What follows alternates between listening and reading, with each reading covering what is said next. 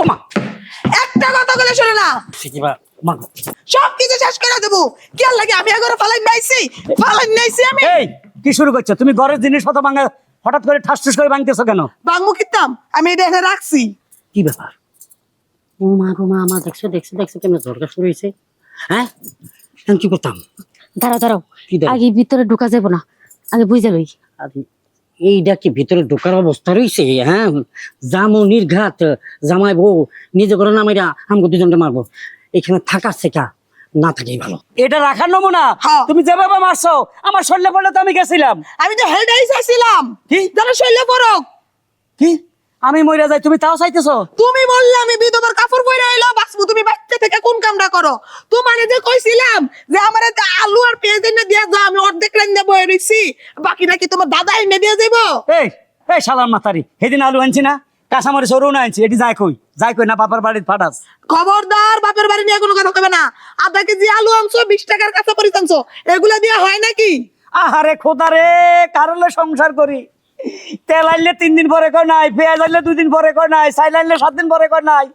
এতদিনের এই যে সব তোমার কারণ হয়েছে। তোমার কইছি না 5 ওয়াক্ত নামাজ পড়ো, ঘর বরকত ঢুকবো। তুমি হলে একটা দরজাল মহিলা, 1 ওয়াক্ত নামাজও পড়ো না, খালি খাই এটা আনো সেটা আনো এগুলা করো।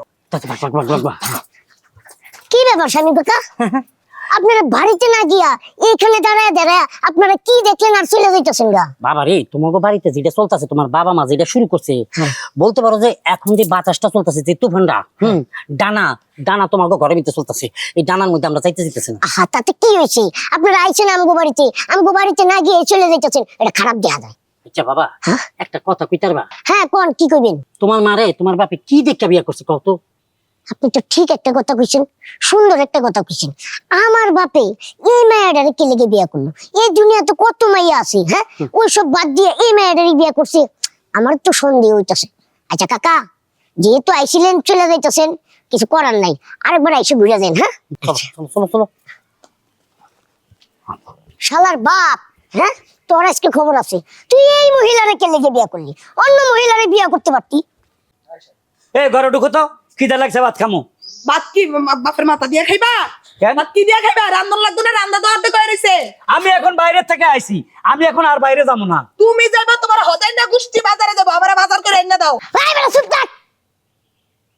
কি রে, তুই কি আমার পোলা না আমি তোর পোলা? তুই এই বেটা চুপ থাক মানে এ সাহস কই পাইছ? এই হারুন দাদা, এই সাহস কই পাইছ? হন হারুন, আচ্ছা তুই আমার একটা কথা কত, এই যে তুই যে আমার মারে বিয়া করছস, আমার মার কোন জিনিসটা দেখে বিয়া করলি? বাবা রে, বিয়ার আগে তোর মা অপরূপা সুন্দরী আছিল, দেখার মতো বিউটিফুল, হেভি সুন্দরী, যে কোনো লোক দেখলে তোর মারে পাগল হয়ে যেত।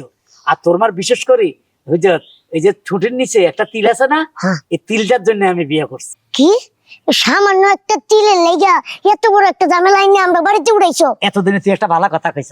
ওরে গোলামের পুত, আমার পেট থেকে আমার শত্রু বাড়িছ। খারো তুই। হ্যাঁ সত্য কথা কই এলাইছে হলাই।